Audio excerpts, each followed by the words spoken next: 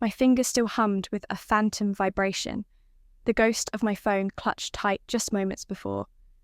I leaned back into the plush leather of the office chair, the scent of expensive polish and Chloe's faint, flowery perfume a heady mix in the air. Sunlight filtered through the impossibly tall windows of what was, until an hour ago, our office, painted stripes across the polished oak floor. It was done. The papers were signed, the ink barely dry, and the dizzying digits of our bank accounts had swelled into figures I couldn't quite comprehend.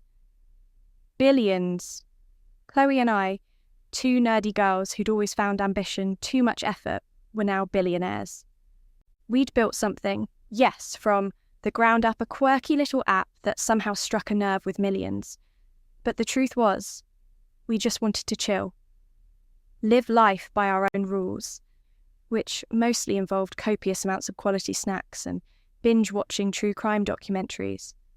The thought of selling had been a whim, a half-joking suggestion over lukewarm coffee, and now it was concrete, glorious reality. Freedom. Pure, unadulterated freedom. An irrepressible giggle bubbled up, threatening to escape my lips. I pulled out my phone again, my thumb hovering over Mum's contact. They had to know. My parents, my brother, they'd always scoffed at my little tech project. Mum constantly hinting I should get a real job that offered stability. Dad barely looking up from his paper. Now, I could finally prove them wrong. Not that I cared about proving anything, not really, but the thought of their faces, of the slight shift in their tone, was a sweet, imagined victory. I pressed the call button, the dial tone a tinny hum against my ear. It rang twice. 3 times. Then, a click. "Elise, is that you?" Mum's voice. But it wasn't the usual harried, slightly exasperated tone I expected. This was sharper. This was the Empress, not the dismissive mom tone. Taut like a violin string stretched too tight. My joyous bubble deflated a notch. The sweet, anticipated victory curdled into something vaguely unsettling.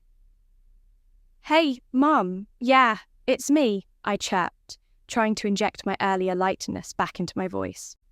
Guess what? Huge news. News? What news? Her voice was laced with an unfamiliar suspicion, a tremor of impatience I hadn't heard directed at me before. It was as if I'd interrupted something critically important, or worse, done something wrong. A knot began to form in my stomach. "Well, you know, the company, the startup Chloe and I built." I trailed off, waiting for a hint of her usual dismissal, a weary sigh. Nothing. Just an expectant, almost hostile silence on the other end. Then, the question came, cutting through the excitement I'd harboured. "Where are you?"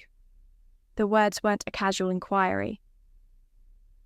They were a demand, sharp and accusatory, echoing with an unspoken threat. It was the tone she used when she'd found my forgotten homework in the dryer, or when I dared to argue about chores. A chill snaked its way down my spine, despite the warmth of the afternoon sun streaming in. My gut clenched. This wasn't right. This wasn't the triumphant conversation I'd envisioned. A sudden, perverse urge to test the waters bubbled up inside me, to see just how deep this strange, new hostility ran, to gauge their reaction, stripped of any monetary luster. "Actually, Mum," I began, my voice deliberately wobbling, a feigned sigh escaping my lips. "That's kind of the news. It fell apart, Mum. Completely crashed and burned, where I'm broke, worse than broke, actually. All the investors pulled out, the venture capital dried up, the whole thing just imploded. I don't know what I'm going to do." I even managed a sniffle, for dramatic effect. It felt like a bizarre performance, a morbid curiosity guiding my words. The line went silent again, longer this time. I braced myself for a scolding, for the familiar lecture about not being practical, about chasing silly dreams. What I heard instead made my blood run cold. "Get home, immediately," she commanded, her voice a low, dangerous growl. No sympathy, no concern, no, "Oh, Elise, honey, it'll be okay." Just that cold, hard command. The phone clicked again, the call abruptly terminated.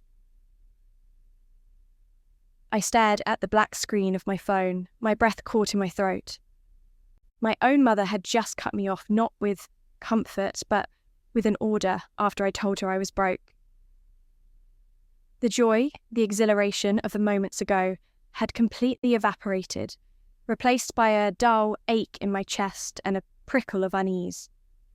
"Wow," I whispered to the empty office, a wry, bitter smile touching my lips. "I guess I know where I stand."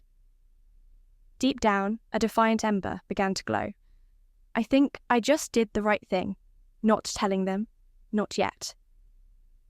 The drive home, usually a mindless blur of familiar suburban streets, felt different.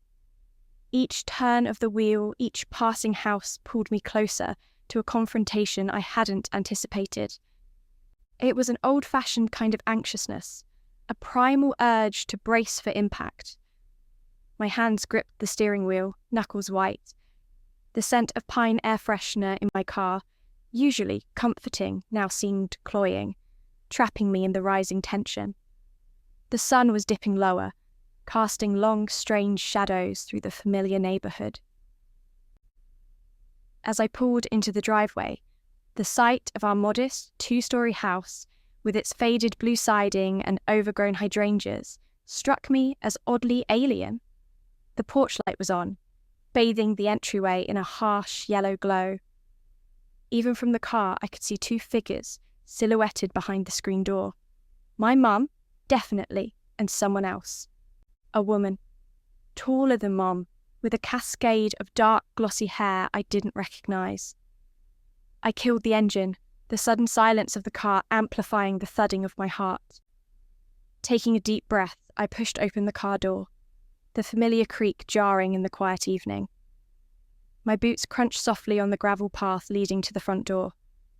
With each step, the air around me seemed to thicken, heavy with unspoken words.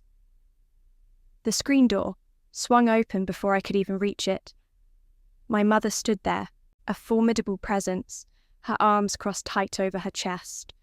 Her face was set, unyielding, lines of anger etched around her mouth. Beside her stood the unfamiliar woman, perhaps my age, with wide, curious eyes that tracked my every movement. Her dark hair cascaded over her shoulders, framing a face that was undeniably beautiful, yet utterly foreign to me. "Finally, you're here," Mum snapped, her voice devoid of any warmth, any maternal affection I might have once associated with her. It was a bark, an accusation.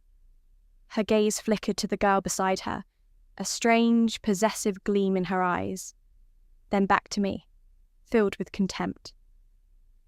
Who's this?" I asked, gesturing vaguely toward the stranger, my voice barely a whisper. A cold dread was starting to seep into my bones, a premonition of something terrible about to unfold. "This," Mum said, her tone dripping with venom, "is our daughter, the real one." She put a hand on the girl's arm, a stark contrast to the way she often physically recoiled from me. The girl offered me a small, almost apologetic smile, a flicker of humanity in an otherwise surreal moment. "And you," Mum continued, her eyes narrowing into slits, "can get the hell out." The word struck me like a physical blow. The porch light seemed to intensify, burning into my eyes, and the air crackled with a silent, devastating power. Get the hell out! Not home, not welcome. A stranger, an intruder. My vision blurred for a moment, the world tilting precariously. Behind Mum, I saw Dad emerge from the shadows of the living room. His shoulders were slumped, his eyes refusing to meet mine. He offered a weak, almost imperceptible nod, a silent affirmation of Mom's cruel decree. His silence, his complicity, twisted the knife deeper.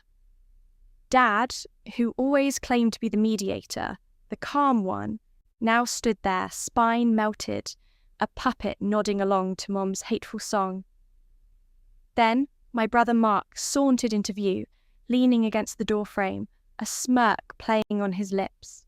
His eyes, usually dismissive of me, now held a gleeful malice. He looked at me, Elise Vance, the girl he'd grown up with, shared toys with, fought over the TV remote with, as if I were a piece of trash, something to be swept away. "Took them long enough," he scoffed, his voice dripping with condescension. The air sucked out of my lungs. My family, the people who were supposed to love me, protect me, were standing before me, united in their rejection. My mind reeled, trying to make sense of the nonsensical. The real one? What did that even mean? Was this some elaborate, cruel joke? Mum must have seen the confusion, the dawning horror in my eyes. With a triumphant flourish, she stepped back into the house, returning moments later, gripping a manila envelope. She thrust it into my hands. "Here, read it. You'll see." My fingers trembled as I fumbled with the flap. Inside, neatly stapled together, were multiple sheets of paper, emblazoned with clinic logos and official-looking seals.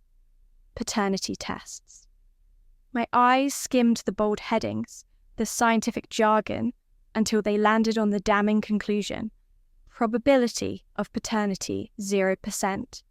And another, identical report, but this one stating the other girl was indeed their biological daughter. The paper wavered in my shaking hands. It was like watching a movie of someone else's life, a bizarre, disjointed dream.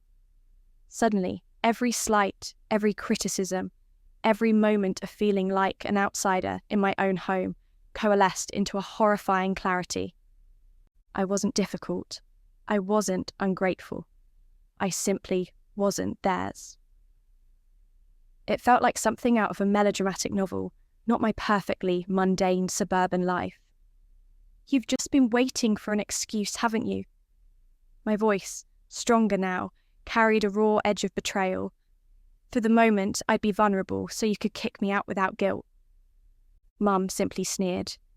"You've been nothing but a drain, always chasing your little projects, never contributing, just taking. Now, we have our real daughter who actually needs us. She needs a fresh start, a clean slate." She gestured grandly at the unfamiliar girl, as if presenting a prize. My gaze flickered between their faces. Mum's hardened mask, Dad's spineless avoidance, Mark's sneering contempt. And then, finally, to the girl, whose eyes, wide and a little sad, seemed to hold a silent apology. She was a pawn in their cruel game, just as I had been. "Fine," I said, drawing myself up, a strange surge of defiance filling the hollow space where my heart should have been. The shock was giving way to a white, hot anger, a fierce determination not to let them see me break. If that's how it is. Mum, clearly expecting a scene of tears and pleading, looked momentarily taken aback. She recovered quickly, pulling another sheaf of papers from behind her back. "Good. Then sign these. Family severance documents. They cut all legal ties. You'll be officially an orphan, as you so eloquently put it." Her lip curled in a disgusted twist. I took the pen she thrust at me, its slick plastic cold against my skin. The scent of the freshly printed documents was sterile, clinical. My name, Elise Vance, was typed neatly at the top. I read through the legalese, each clause a blunt instrument severing another connection, erasing another memory. No claim on their assets, no responsibility for my welfare, no familial bond whatsoever. It was as elegant and brutal as a surgeon's cut. My hand moved with a surprising steadiness, scrawling my signature across the dotted line. Each stroke felt less like an ending and more like a rebirth, an escape. With a definitive thwack, I tossed the pen onto the porch floor. "Consider it done," I said, my voice flat, devoid of emotion. I looked at each of them one last time, trying to find a flicker of recognition, a hint of the family I thought I knew. There was nothing. Just cold, empty eyes staring back. I turned my back on them, the silence a deafening roar in my ears. My feet carried me down the front path, each step heavy yet free. I stopped at the curb, the familiar asphalt rough beneath my fingertips as I sank down, my back to the house that was no longer mine. The lingering scent of Mum's lavender fabric, softener from her clothes, faded with each breath, replaced by the earthy smell of damp soil and decaying leaves. The streetlights flickered on, painting the suburban tableau in shades of orange and grey. What era do we live in?" I whispered, the words barely audible, echoing the profound disorientation that had gripped me. I sat there, the paternity test crumbled in my fist, the weight of a lifetime of deception pressing down on me. Orphan. That was what I was. Severed. Untethered. The thought should have been devastating. A gut-wrenching despair should have consumed me. But then, a slow, steady realization began to bloom in the barren landscape of my shock. Sadness? Yes. A flicker, a brief echo of loss for a family that never truly existed. But then, it was gone, replaced by an unexpected surge of exhilaration. It took about 0.022 seconds for me to get over the sadness. Because moments later, a low growl, a magnificent roar of an engine shattered the evening quiet. The sound grew, swelling into a visceral rumble that vibrated through the pavement, through my very bones. A sleek, emerald green streak of metal, impossibly low to the ground and shimmering like a jewel, peeled around the corner. It wasn't just any car. It was an obnoxious, ludicrously expensive Bugatti sports car. Its line so aerodynamic, it looked like it was perpetually leaping forward, aiming to drill a hole right there through the pavement. And at the wheel, a mischievous grin spread across her face, was Chloe Chun. Her dark hair, usually meticulously styled, was a windswept tangle around her ears, a testament to her impromptu speed demon antics. Her eyes, usually a calm, intelligent brown, sparkled with devilish glee. She screeched to a halt right beside me, the engine idling with a throaty purr. The crisp scent of new car leather, sharp and rich, mingled with the faint, sweet trace of her usual peach body spray. She leaned over, pushing a pair of oversized designer sunglasses onto her nose, despite the encroaching dusk. "Well, well, well," she sang out, her voice melodious and brimming with mock surprise. "If it isn't Elise Vance, queen of the tech Goliaths, slumming it on a curb. Did your kingdom fall, my liege?" She winked. I managed a weak, almost hysterical laugh. "Get in," she commanded, her grin softening into genuine concern, as she took in my crumpled posture and tear-streaked face. "You look like you've seen a ghost, or, been disowned." I didn't need to be told twice. I scrambled into the passenger seat, the leather cocooning me in an embrace of luxury. The door clicked shut with a satisfying thud, sealing me inside the shimmering green bubble, cutting off the lingering stench of betrayal emanating from the house behind me. "It's worse than that," I blurted out, the words tumbling over each other as the Bugatti peeled away from the curb, leaving the suburban wasteland behind in a blur. Much, much worse, and somehow infinitely better. As the city lights began to prickle into existence, casting a neon glow that bounced off the car's exquisite paint job, I poured out the entire unbelievable story. Chloe listened, her expression shifting from amusement to shock, then to a quiet, simmering fury. Her hands, usually so graceful and precise on a keyboard, gripped the steering wheel tight, her knuckles white. The speed of the car, which felt exhilarating just moments ago, now felt like a desperate flight. I didn't care. I wanted to outrun the pain, the betrayal, the suffocating normalcy I'd been forced to endure. My life is a novel. They told me I'm not their daughter. I finished, my voice raspy, the last vestiges of the story leaving a bitter taste in my mouth. They had paternity tests. They had another girl waiting. My mum, my dad, my brother. They basically threw me out, signed away any claim to them, or vice versa. Chloe was silent for a long moment, the only sound the insistent roar of the Bugatti's engine and the distant murmur of city traffic.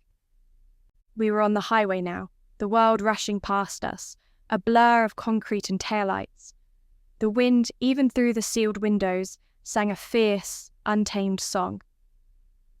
Then, her voice, low and dangerous, cut through the sounds. Those absolute bastards! Unbelievable! Who does that? She didn't phrase it as a question. It was a statement of utter disdain. She shot me a glance, her eyes blazing with a protective fire that warmed me from the inside out. Well, good riddance to bad rubbish then. You were always too good for that loss anyway, Elise. Always. Now, she added, a triumphant sparkle returning to her gaze, we get to live like the queens we are. We have billions, you know? My own lips curved into a genuine smile. Billions. And I had Chloe. We do, I agreed, a sense of boundless possibility unfurling within me. The empty ache was gone, replaced by a giddy, intoxicating freedom. We debated for hours, speeding along the interstate, the Bugatti gobbling up miles as if they were candy. The dashboard lights cast an ethereal glow on our faces, highlighting the fierce joy that had replaced the earlier shock. The world stretched out before us, an endless canvas. Mansion in Malibu? Chloe suggested, her voice laced with a playful extravagance as she sped past a line of sedans. Or maybe a penthouse in New York with a direct view of the Central Park, and a private chef who only makes truffle fries. Too cliché, I countered, feeling a sudden surge of strength, a newfound clarity. And I don't think I want walls. Not right now. Not after that. The thought of a permanent structure, a tangible home, still felt too loaded, too close to the recent wreckage. My stomach churned at the thought of replicating a home after what mine had just done. Right. We're thinking experience over real estate, Chloe mused, tapping her manicured finger against her chin. What about a private island in the Maldives? Or maybe we buy an entire cruise ship and rename it the Siren's Call. Too much upkeep, I decided with a shake of my head.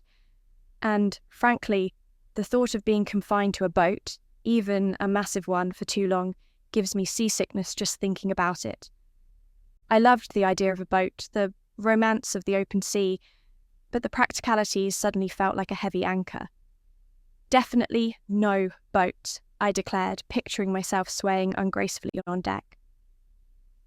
We talked for hours, brainstorming, rejecting, laughing, the sheer audacity of our wealth washing over us in joyful waves. Paris for a month, living in the sweetest suite at the Ritz, just eating croissants and people watching. Then, maybe Tokyo, for its wild energy and unparalleled food.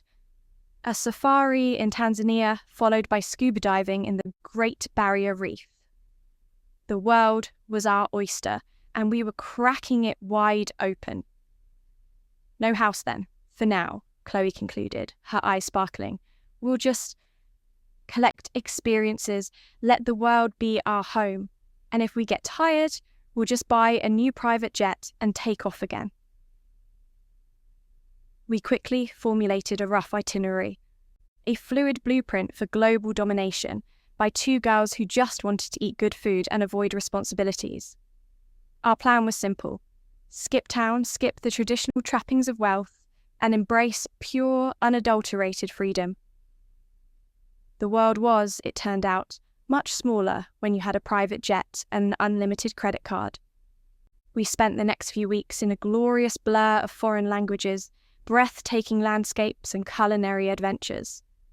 First, the vibrant chaos of Marrakesh, the scent of spices and mint tea clinging to the air, the rhythmic pulse of snake charmers' flutes echoing through the souks.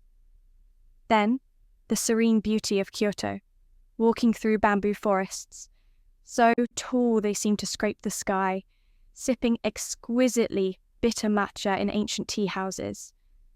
We laughed until our sides ached, shared hushed secrets under star-dusted foreign skies, and allowed the sheer wonder of the world to slowly, healingly seep into the cracks of my recent heartbreak. Chloe was a constant, shimmering presence, her infectious energy and unwavering loyalty a balm to my soul. And just as we were settling into a particularly decadent villa overlooking the caldera in Santorini, the first whispers of trouble reached us. It started subtly, a strange email from an old acquaintance, then a few snarky comments on an obscure forum. My former parents were trying to smear my name. They called me unfilial, ungrateful, a prodigal daughter who abandoned her loving family. Their desperate attempts to control the narrative, to save face, were pathetic. The internet, ever hungry for gossip, was starting to buzz. Chloe, upon seeing an article pop up on her newsfeed about the ungrateful tech heiress who turned her back on her parents, merely scoffed. "Oh, they think they can play that game, do they? Pathetic. They clearly don't know who they're messing with."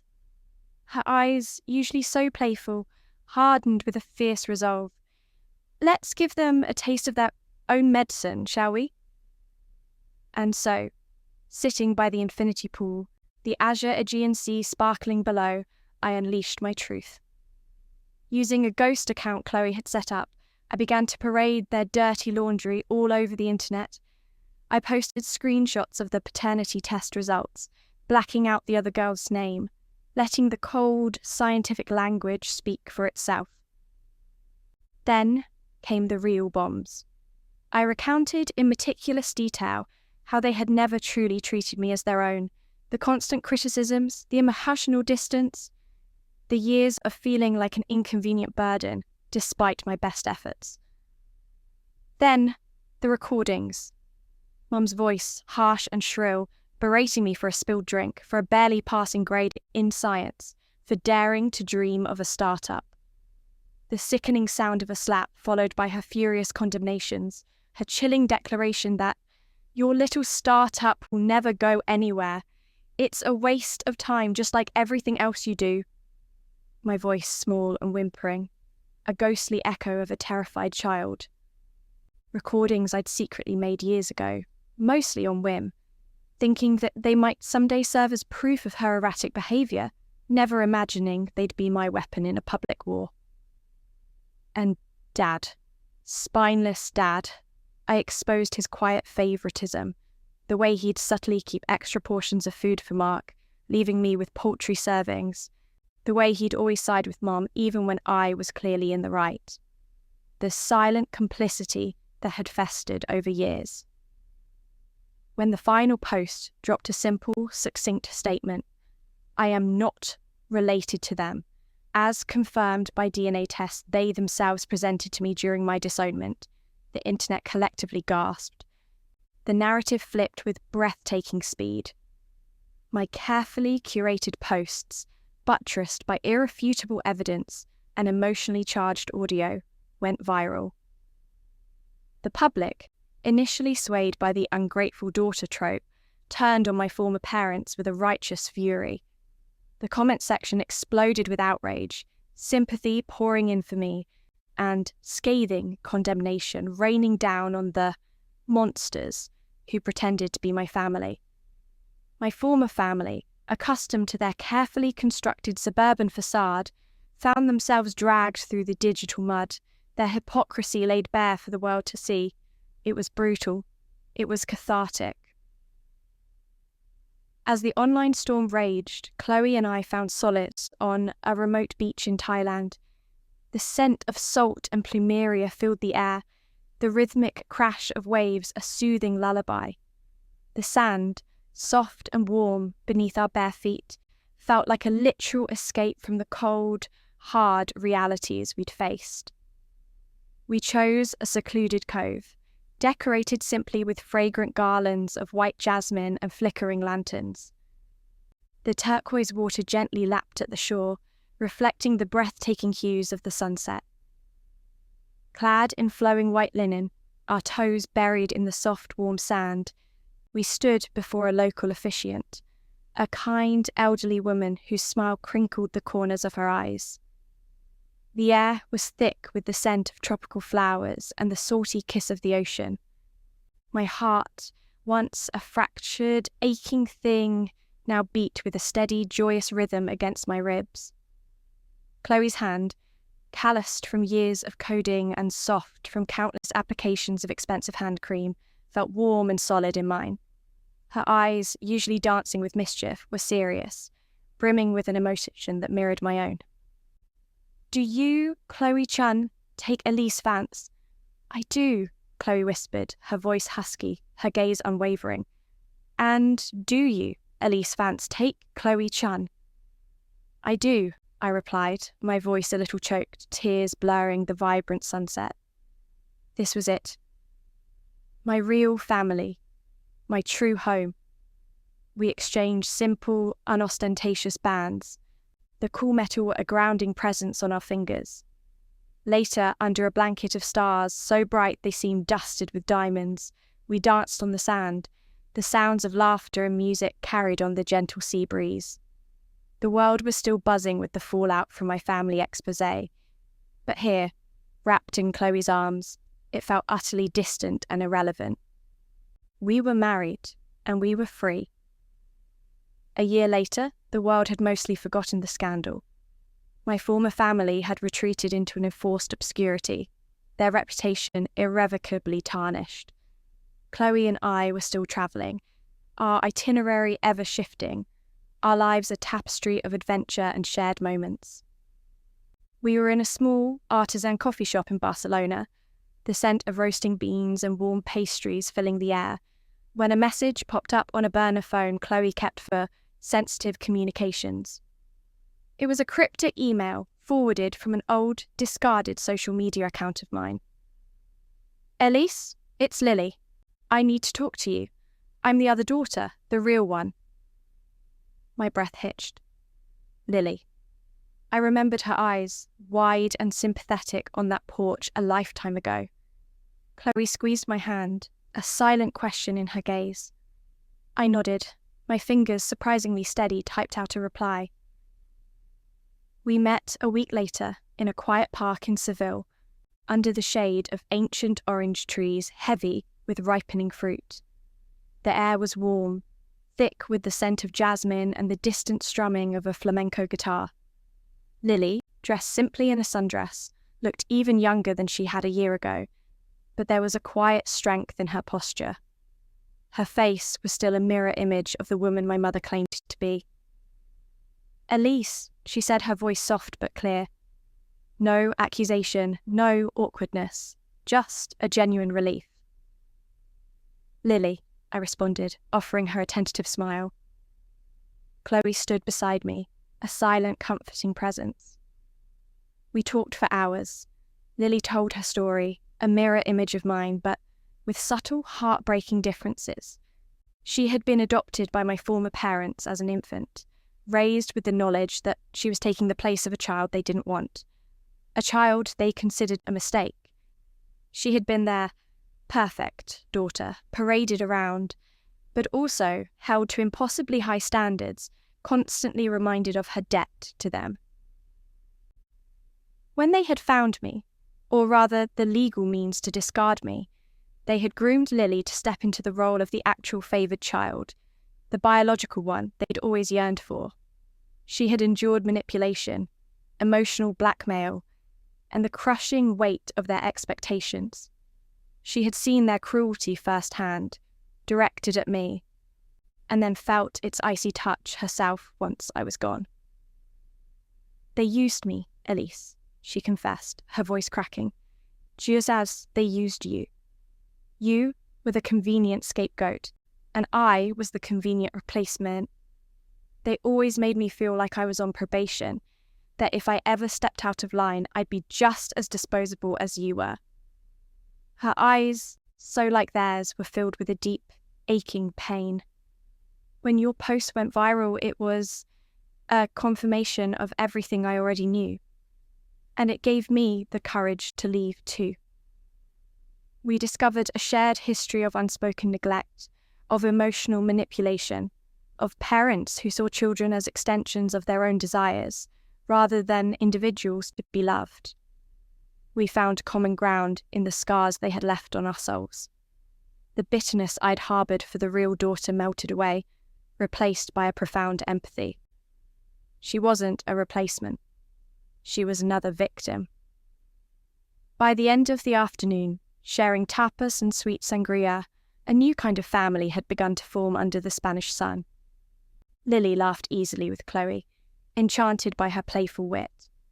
We shared stories, not just of our past traumas, but of our hopes, our dreams.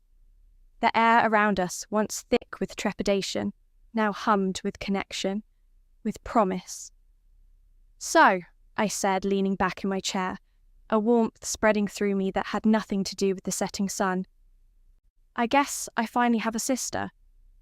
Lily's eyes, bright with unshed tears, met mine. A genuine, unburdened smile lit up her face. Yeah, she whispered, her voice filled with a quiet joy. You do, and I finally have a sister too. Chloe, ever the pragmatist, raised her glass. To new families, she declared, her eyes twinkling. The ones you choose, the ones that are actually good for you. We clinked glasses, the sound echoing softly in the warm evening air. The future, boundless and bright, stretched out before us, no longer just for two, but for three. My heart finally felt whole, stitched back together with threads of love, laughter, and an unbreakable bond forged in unexpected places.